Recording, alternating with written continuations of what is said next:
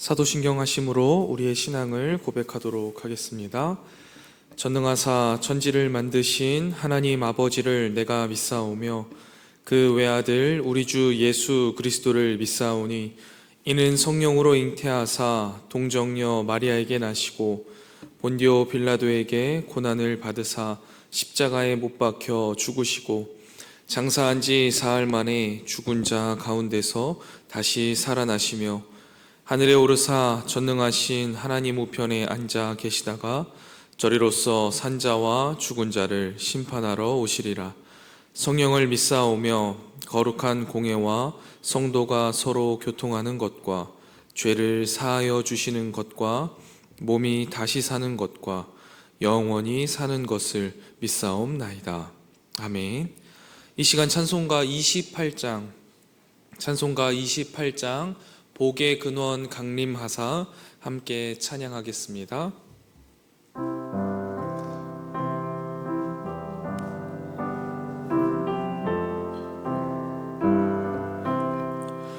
복의 근원 강림하사 찬송하게 하소서. 한량 없이 자비하심 측량할 길 없도다. 천사들의 찬송가를 내게 가르치소서. 구속하신 그 사랑을 항상 찬송합니다. 주의 크신 도움 받아 이때까지 왔으니 이와 같이 천국에도 이르기를 바라네. 하나님의 품을 떠나 죄에 빠진 우리를 예수 구원하시려고 보혈을 내어주셨네. 주의 귀한 은혜 받고 일생 빚진 자 되네. 주의 은혜 사슬 되사 나를 주께 매소서. 우리 마음은 연약하여 범죄하기 쉬우니 하나님이 받으시고 천국인을 지소서. 아멘.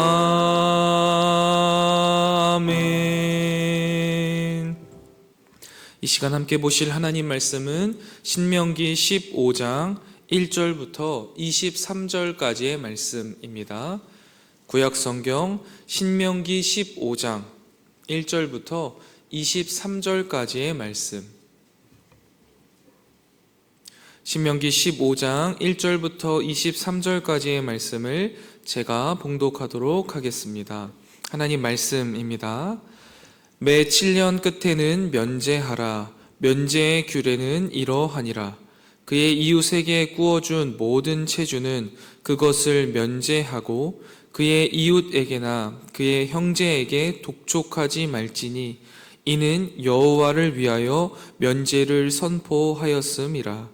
이방인에게는 내가 독촉하려니와 내 형제에게 구워준 것은 내 손에서 면제하라.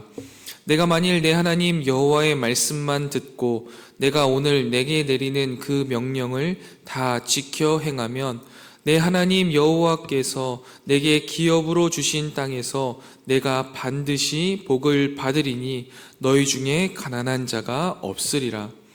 내 하나님 여호와께서 내게 허락하신 대로 내게 복을 주시리니 내가 여러 나라에 꾸어줄지라도 너는 꾸지 아니하겠고 내가 여러 나라를 통치할지라도 너는 통치를 당하지 아니하리라.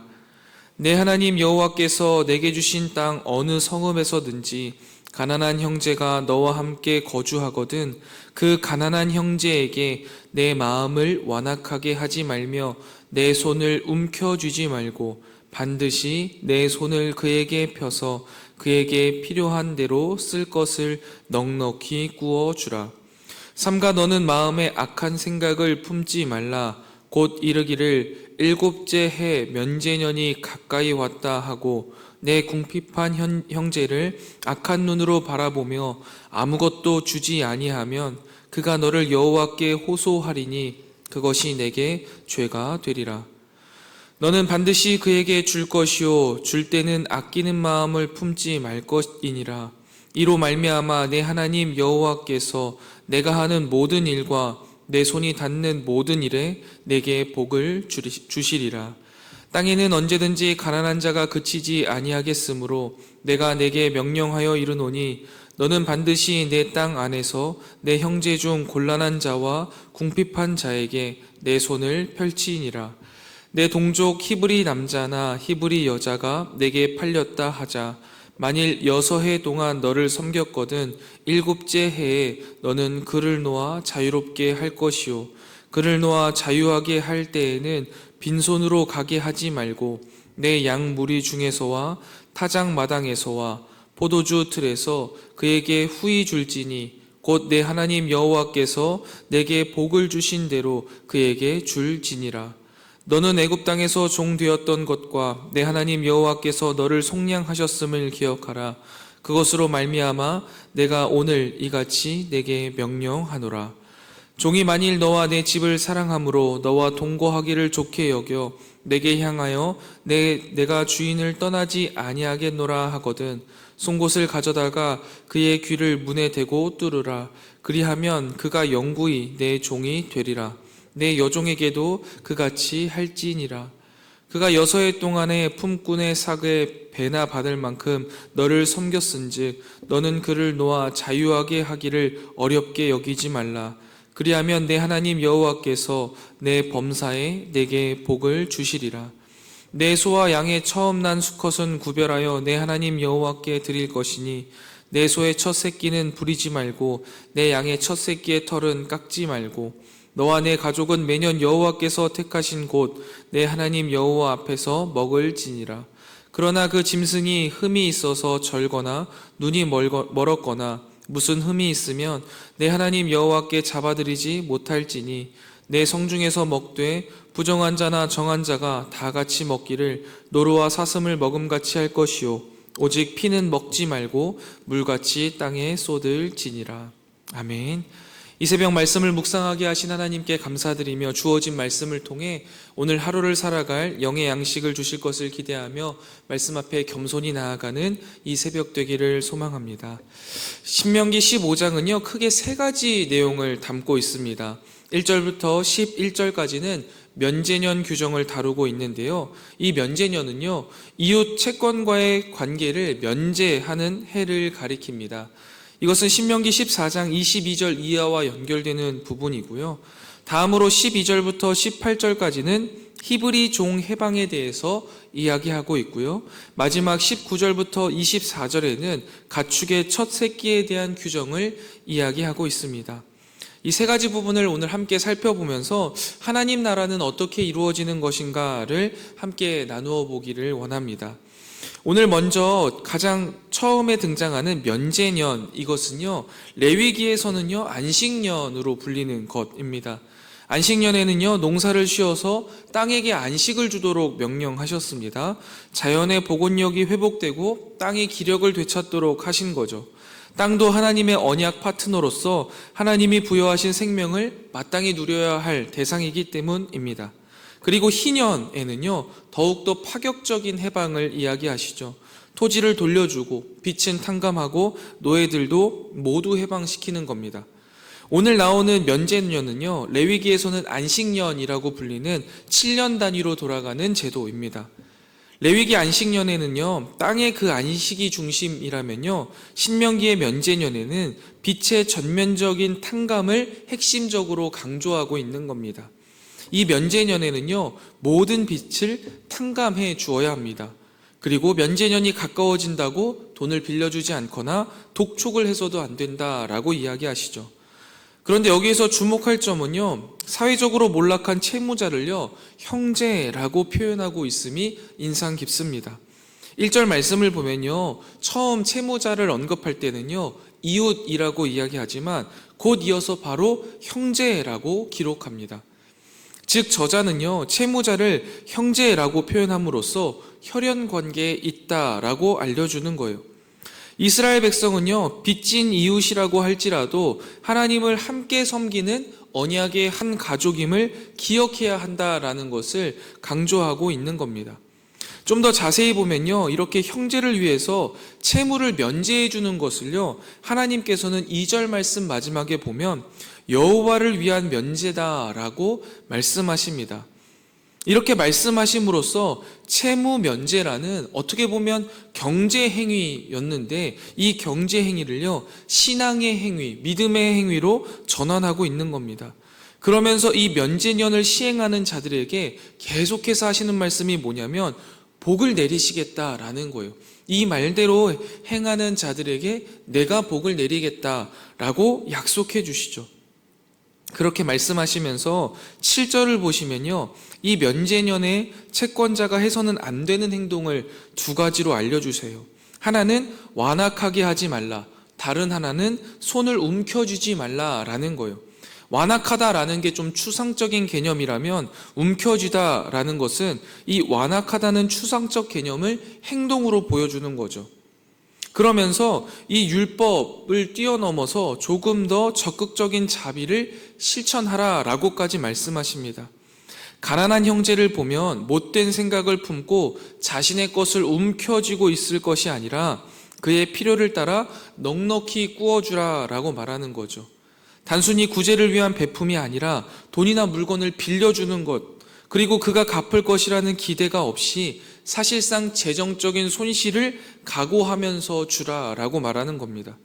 특히 여러분 한번 생각해 보시면 면제년이 가까울 때는요, 이게 금방 탕감해 주어야 되기 때문에 빌려주고 싶지 않을 거예요. 이 사람이 갚을 수 없을 거라는 게 더 확실하기 때문이죠. 그런데 이때에도 손을 내밀어서 어려운 사람들을 위해 거저주는 마음으로 빌려주라라는 거예요. 만약 그러지 않아서 그 형제가 박대를 당하고 그가 하나님께 부르짖으면 하나님은 이런 몰인정한 행위를 죄로 여기시겠다라고 말씀하세요. 그리고 또 반대로 아낌없이 베푼다면 하나님이 넘치는 축복으로 채우시겠다라고 말씀하세요. 그게 뭐냐면요, 여러분, 11절 말씀을 보면요, 이 땅에서는 언제든지 가난한 자가 그치지 아니하겠으므로 내가 내게 명령하여 이르노니 너는 반드시 내 땅 안에서 내 형제 중 곤란한 자와 궁핍한 자에게 내 손을 펼쳐라 라고 말씀하시잖아요. 그런데 이 11절 말씀은요, 위로 올라가서 보시면 5절 말씀 마지막에 너희 중에 가난한 자가 없으리라 라는 이 말씀과 이 상충되어 보입니다. 그런데요, 여러분, 사실 잘 생각해 보면요, 그렇지 않습니다. 이게 상충되는 게 아닌 거예요.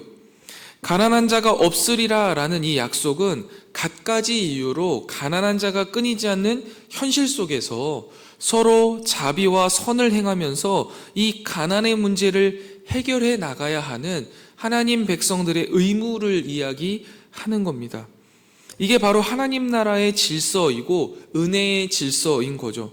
주는 대로 받는 give and take 문화가 아니라 이것을 뛰어넘어서 감동을 줄 수 있는 나누고 베푸는 문화만이 이 차별과 위계 질서 속에서 대안적인 생명의 공동체를 만들어낼 수 있다라는 거예요. 분명히 가난한 자들이 끊이지 않는 세상이겠지만 이 믿음의 공동체 안에서는요, 가난한 자가 없어지는 거죠. 그리고 이것이 어떻게 가능한 거예요? 하나님께서 나의 모든 것을 은혜로 주셨음을 인정하는 사람, 나도 숱한 사람들의 거저주는 도움으로 살고 있음을 인정하는 사람, 이 사람들이요, 서로 이렇게 돕고 나누며 살아갈 수 있다라는 것이죠. 다음으로 12절부터 18절에 보면요, 히브리 종 해방과 해방할 때의 그 대우에 대해서 이야기합니다. 이 종의 사면은요, 면제년에 실행되는 게 아닙니다. 이 안식년이나 면제년은 7년 단위로 무조건 돌아오는 건데요. 이 히브리 종 해방은요, 주기가 7년인데 이게 뭐냐면 종이 된 시점부터 7년입니다.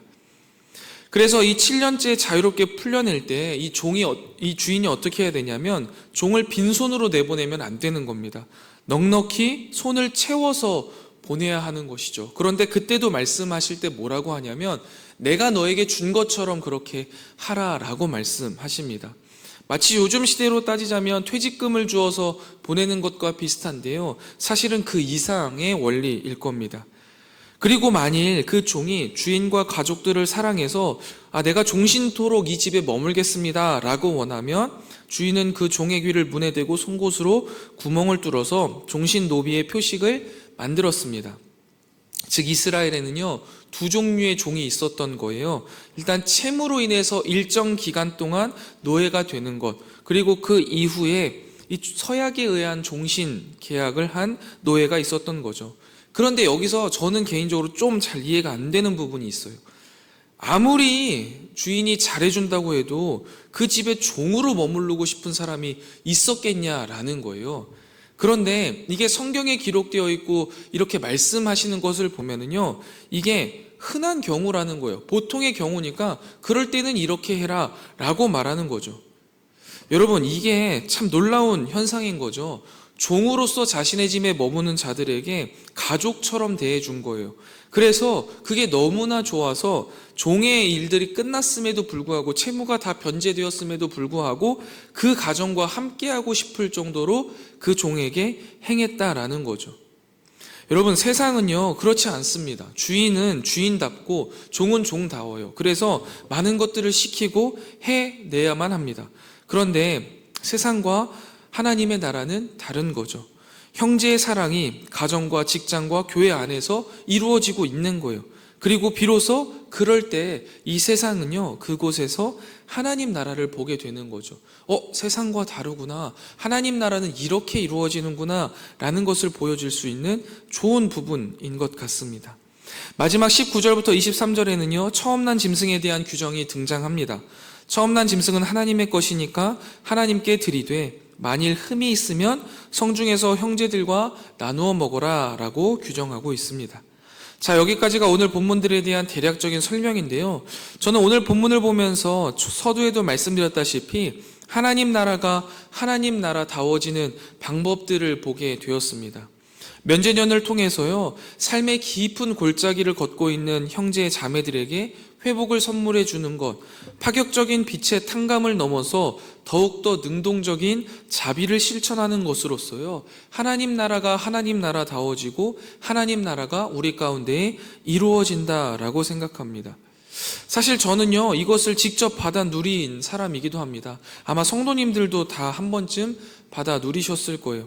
어린 시절 우리 귀한 주일학교 선생님들을 통해서 또 교회 안에서 내가 어려움을 겪을 때 많은 신앙의 성도들이 함께 도와주심으로써 깊은 골짜기를 걸어가고 있을 때 다시 한번 일어날 힘을 얻지 않으셨습니까?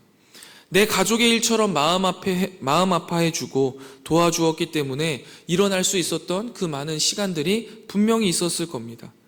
교회 안에서요, 여전히 많은 성도들이 신앙생활을 합니다. 형제님, 자매님이라고 부르고 주 안에 한 가정이라고 부르지만 어느샌가 그것이 호칭에 불과할 때가 많은 것 같습니다. 누가 어떤 아픔을 가지고 있는지, 누가 인생의 깊은 골짜기를 걸어가며 눈물을 흘리고 있는지에는요, 더 이상 큰 관심이 없는 것 같아요. 그저 나 하나 신앙을 지켜가는 것만으로 만족하고 나는 어려울 때 인생의 도움을 받고 싶지만 실제로 도움을 주고 싶어 하지는 않는 이기적인 신앙생활이요, 어느새 한국교회에 많이 자리 잡고 있는 것 같습니다. 여러분, 이 세상에는요, 가난한 자들이 분명히 끊이지 않을 겁니다. 그런데 적어도 우리 신앙 공동체 안에는요, 가난한 자가 없어야 하겠습니다. 하나님의 축복이 늘 충만해서 서로 어려운 일들이 있을 때 돕고 그를 위하여서 다시 한번 내 것을 나누어주며 일어날 힘을 내어줄 수 있는 그런 하나님 나라가 되었으면 좋겠습니다. 이 일들을 위하여서요, 내가 더욱 적극적이고 능동적으로 우리 안에 가난한 자들, 아픔이 있는 자들, 깊은 골짜기를 걸어가고 있는 자들을 바라보고 다가가고 그들에게 내가 가진 것을 내어줌으로써 그들에게 회복의 역사, 면제년을 줄 수 있는 우리 사랑하는 성문교회 공동체가 되기를 주님의 이름으로 축원드립니다. 기도하겠습니다. 이 새벽 주님께서 주신 말씀을 묵상하며 우리의 삶 속에 적용하게 하시니 참 감사합니다. 오늘 주어진 말씀이 우리의 이성 가운데 잘 정리되게 하시고 우리 마음속 깊숙한 곳에 심겨지게 하시며 우리의 삶 가운데 아름답게 피어나게 하여 주셔서 우리의 삶이 하나님의 편지요 향기로 쓰임받게 하여 주시옵소서. 하나님, 이 세상에는 가난한 자가 끊이지 않습니다. 그러나 우리 성문 공동체 안에는 가난한 자가 없는, 아픔이 없는 하나님의 축복이 가득하기를 원합니다. 그 일들을 위하여서 내가 더욱 먼저 적극적이고 능동적으로 우리 안에 가난한 자, 아픔이 있는 자, 깊은 눈물의 골짜기를 걷고 있는 자들을 바라보게 하시고 다가가게 하시고 내가 가진 것들을 내어줌으로써 회복의 역사, 면제년을 선포할 수 있는 우리가 되게 하여 주시옵소서. 특별히 주님, 이 시간 주님 앞에 나와 기도하는 사랑하는 성도들의 기도를 주님께서 들으시고 그 기도에 선히 응답하시되 우리가 감히 상상조차 하지 못한 방법으로 역사하여 주시옵소서.